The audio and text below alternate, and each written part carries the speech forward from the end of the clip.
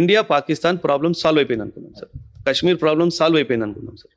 ఇప్పుడు రేపు పాకిస్తాన్ ఆయుధాలు కొంటుందా సార్? కొను. దానివల్ల నష్టం ఎవరికి? అమెరికాకి, చైనాకి, ఇరాన్కి, సౌదీ అరేబియాకి. సో వీళ్ళు ఏం చేస్తారంటే ఈ కాన్ఫ్లిక్ట్స్ ఎప్పటికీ ఇలాగే ఉండాలి. కాన్ఫ్లిక్ట్ ఉంటేనే ఆయుధాలు కొంటారు. ఆయుధాలు కొంటే మనకు బిజినెస్ అవుతుంది. మనకు బిజినెస్ అయితే డబ్బులు వస్తాయి. అందుకే గొడవలు చేయాలి. సో వీళ్ళు ఖచ్చితంగా ఒక 20-50 ఇయర్స్ ముందే ప్లాన్ చేసుకుంటారు సార్.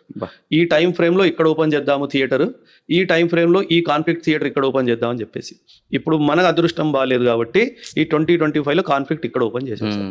ఇప్పుడు మీరు న్యూస్ వింటూనే ఉంటున్నారేమో, ఇప్పుడు మనం కూడా యుద్ధానికి వెళ్తున్నాం కదా సార్, మనం కూడా ఫైట్ చేస్తున్నాం కదా, మనకు కూడా ఆయుధాలు కావాలి కదా. ఇండియా ఆల్సో కంప్లీట్గా ఆయుధాలు మనం ప్రొడ్యూస్ చేయట్లేదు సార్. రష్యా నుంచి, ఇజ్రాయెల్ నుంచి, అమెరికా నుంచి, ఫ్రాన్స్ నుంచి అలా మనం కూడా కొనుక్కుంటున్నాం. సో వీళ్ళు కూడా ఏం కోరుకుంటారు? యుద్ధం ఆగాలని కోరుకుంటారా సార్? ఎవరైనా కోరుకోరు. యుద్ధం నడుస్తేనే కదా వాళ్ళకి డబ్బు వచ్చేది.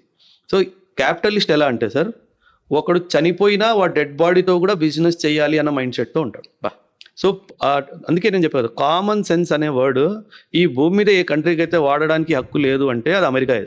మీరు Vietnam campaign, Afghanistan campaign, Korean campaign, ఏమంటారు మన Greece campaign, Turkey campaign, Cuban campaign, మీరు మ్యాప్ మీద ఎక్కడ చేయబెట్టినా అది అమెరికాకే తిరిగిపోతుంది సార్.